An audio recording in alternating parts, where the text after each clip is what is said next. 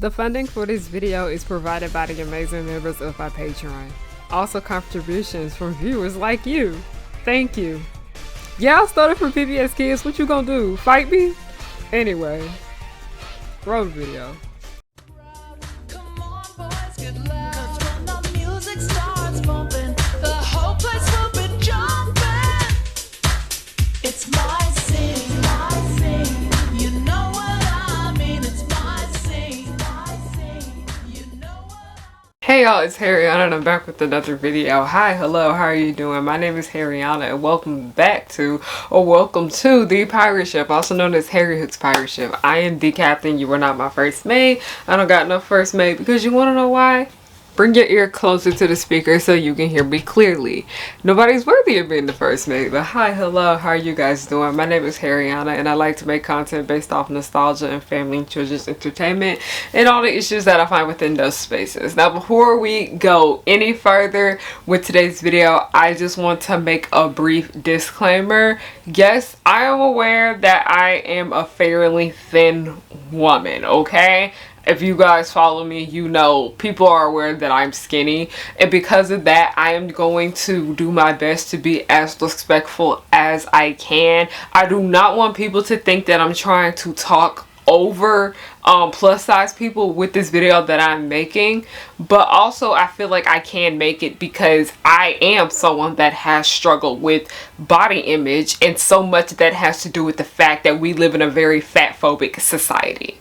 So let's begin with the commentary.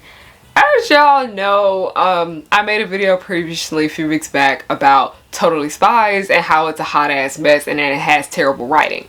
Well, if you guys are not aware, according to Thomas Ascheek, y'all know the creator of Miraculous Ladybug, he said that Totally Spies will be coming back, and honestly, I was not extremely happy about that. I was not happy about that because this show is literally a product of its time. It's literally an early 2000s, mid 2000s series. Like, it's the aesthetic, everything is there. It screams Y2K. Not Pretty Little Liars. I don't know what made me think of Pretty Little Liars when I said that, but Totally Spies literally is a product of its time. And I'm like, is there really a need for a reboot? And then it just reminded me another reason why I didn't really care about it having a reboot is because this show could be borderline offensive numerous times. And today I am going to be talking about that fat phobic ass episode called Passion Patties. So what exactly is fat phobia? I will put in a definition right here and then I will come back. Here I am reading an excerpt from this article that I have found. If you want to get more educated about fat phobia, I will have the link to it down below. So what is fat phobia exactly? Fat phobia is the fear and hatred of fat bodies that encompasses a whole bunch of things, including weight biases and weight stigma, such as the idea we see people of higher body weight as lazy and unintelligent or disgusting, said Mary Himmelstein, PhD, an assistant professor at Kent State University who studies how weight stigmas affect people's health.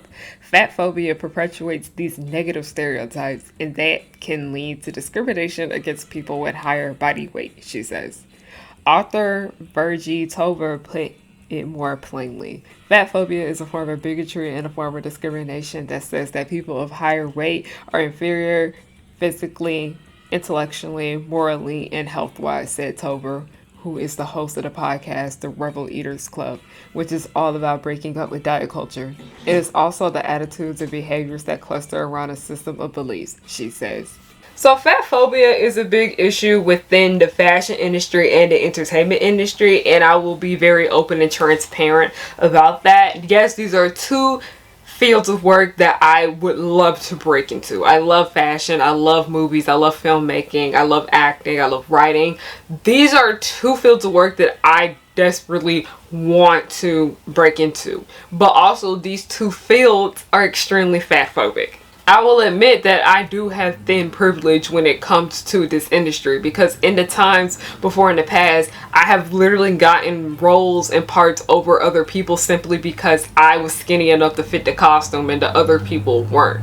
That other person may have been more talented than me, but because they couldn't fit in the outfit, that's why they didn't get the role. That is extremely sad. And I have also worked on shows and movies before in the past where they don't hire anyone bigger than a size 8. what? And part of that reason why is because they don't have anything in costumes for anyone bigger than a size 8. That's an issue. As the fashion industry and the entertainment industry overlap because, you know, of costumes that we see in television and movies and shows, that has so much to do with the body diversity that we see on television. And one thing that frustrates me the most about that is because I remember Barbie Ferreira, who plays Kat on Euphoria, I remember her even mentioning that a lot of the clothing pieces that she wears on the series are her own. And I'm like, why are y'all not providing her wardrobe like you are everyone else? I don't get that, because I understand that clothing for plus size people costs more. That's why so many small businesses aren't really like inclusive when it comes to size, because it costs a lot more to make plus size clothing. But Euphoria, you literally are one of the most popular, biggest shows out here in the world, not just America, the world. Everybody is talking about y'all, and y'all couldn't put something more into the budget to get clothes for Barbie. I just find that very suspicious. But then again, Sam Levinson is a Menace 3 society, so let's continue. But also, why do y'all think so many celebrities are having personal trainers and have personal chefs, and why so many influencers are so stuck on the fact of going to Whole Foods all the time and getting personal chefs as well and going to the gym like 7 days out of the damn week? Because of fat phobia. I understand we do need to be eating healthy. We do need to be exercising, because your body's basically not gonna function properly if you don't do those two things. But also, why do you think these two things are one of the factors when it comes to celebrities and influencers?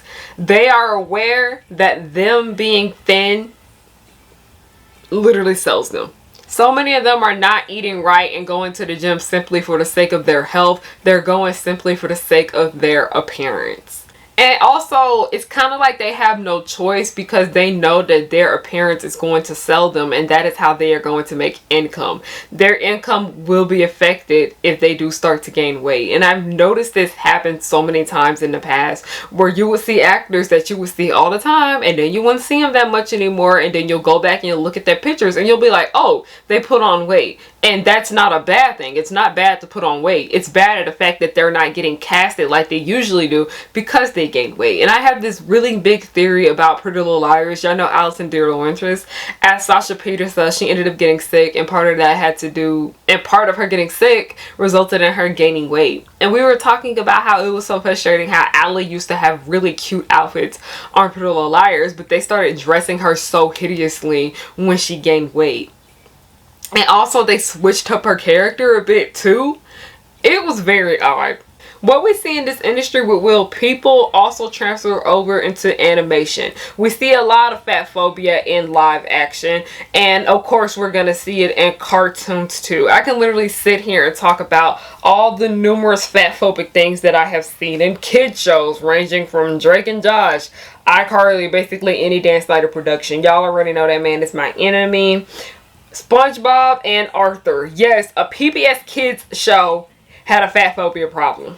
It's bad out here. But because I don't want to keep y'all here all night, some of y'all tell me that y'all can sit here and listen to me talk all day, and thank you. Y'all are so sweet. But I don't want to keep y'all up all night, okay? I'm going to sit here and talk to you guys about 2 examples of fat phobia where one was handled poorly and one was handled well. Y'all already know the poor one is going to be Totally Spies. That's literally why you clicked on this video. And it's sad because, spoiler alert, the good example of fat phobia where it was actually portrayed as awful, barely anyone has seen it. Let's go. Let's get into why you clicked on this damn video, because you want to hear me drag Totally Spies to hell and back. I already dragged this show once on my channel, but because this show simply didn't age well. But there's just so much more that I wanted to say about this series, but I wasn't able to before because of the sake of time. I had so much going on with getting MomoCon ready and all of that. So I'm here to talk my shit again about Totally Spies. This show just simply did not age well, and part of that had to do with the fact of its weird portrayal of diversity. And I'm not just talking about diversity with race, just diversity with like pretty much anything. Totally Spies tries to present itself as this super duper feminist show when it's only really feminist to skinny people, like skinny, thin, tall girls. That's just kind of like where the feminism falls flat. It feels a bit like white feminism too.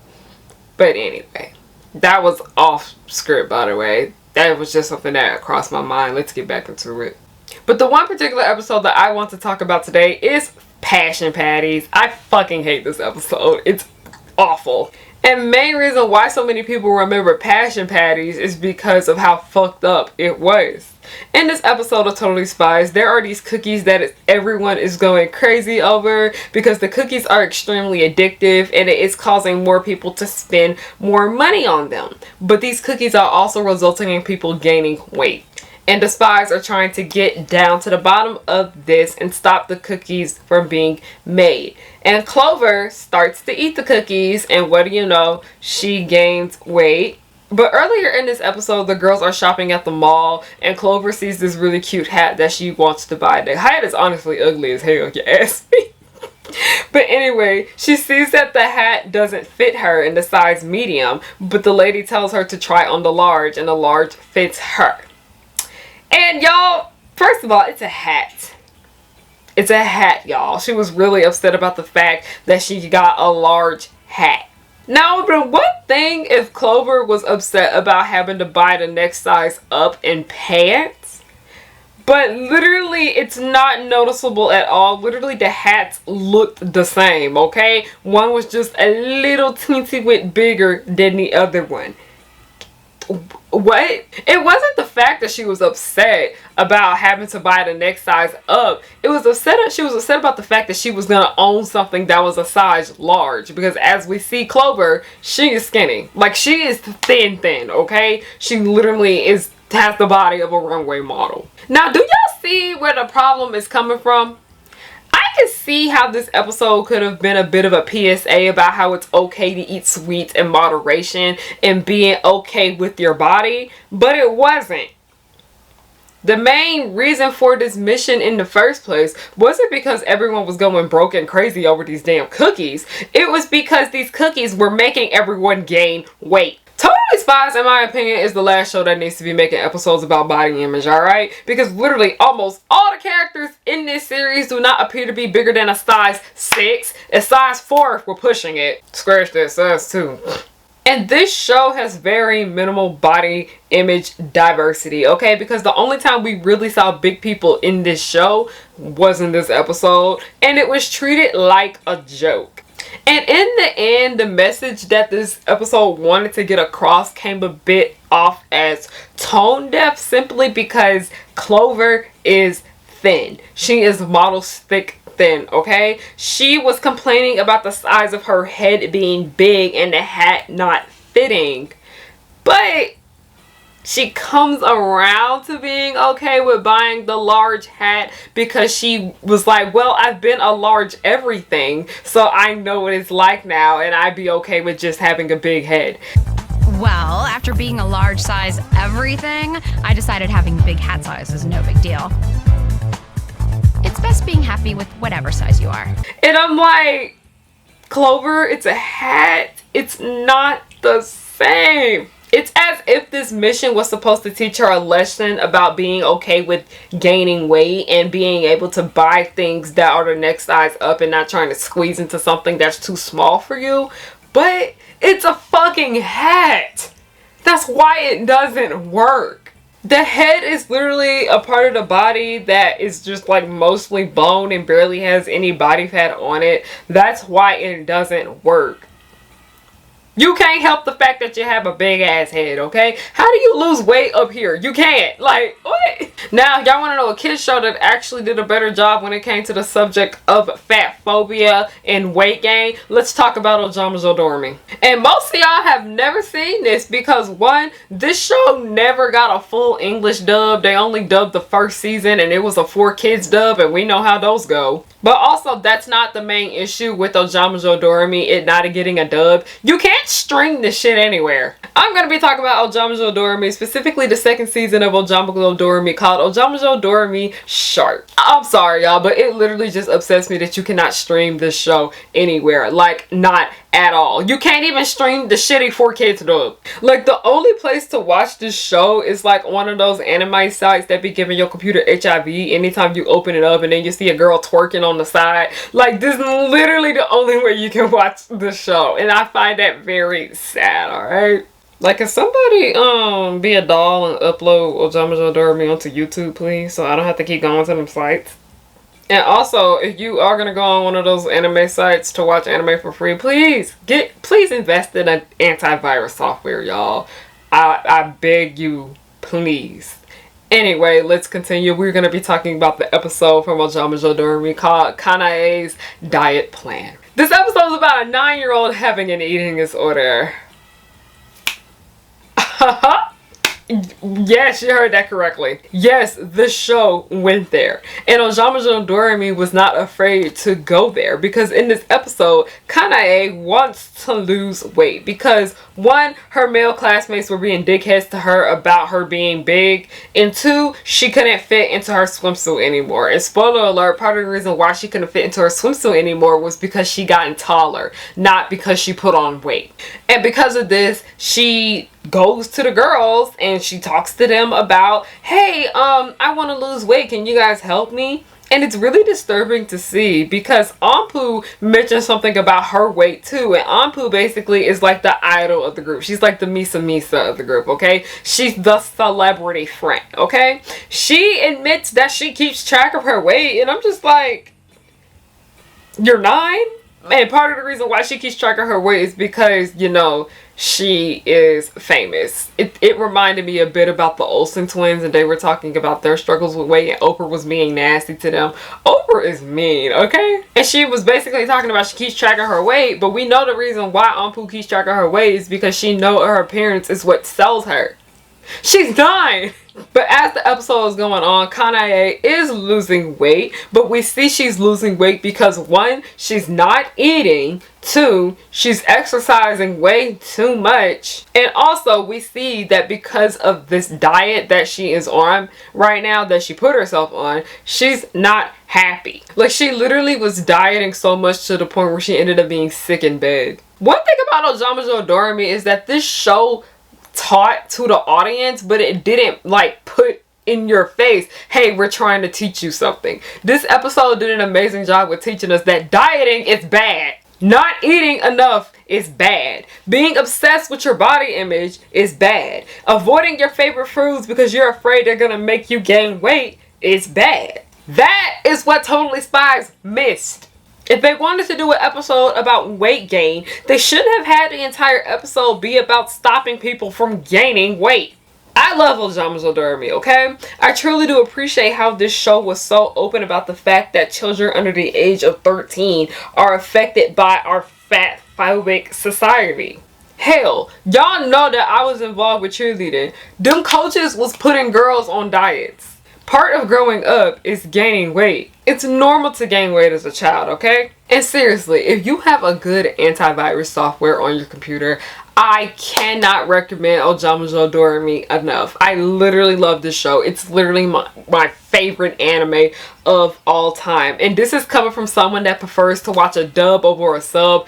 It is so hard for me to watch something that doesn't have a dub, okay? That's how much I love ojamajo doremi, okay? Because this show is just too good to pass over, and I feel like part of the reason why this show didn't really get the attention that it deserved in the past, especially now, is because when the time it came out, it was ahead of its time, okay? Like, this was a children's show that was not afraid to talk about real subjects that actual children deal with. Like, aside from eating disorders, this show brought up divorce. This show brought up racism, language barriers, misogyny, abusive parents, parents literally living their dreams through their children, and kids literally dying.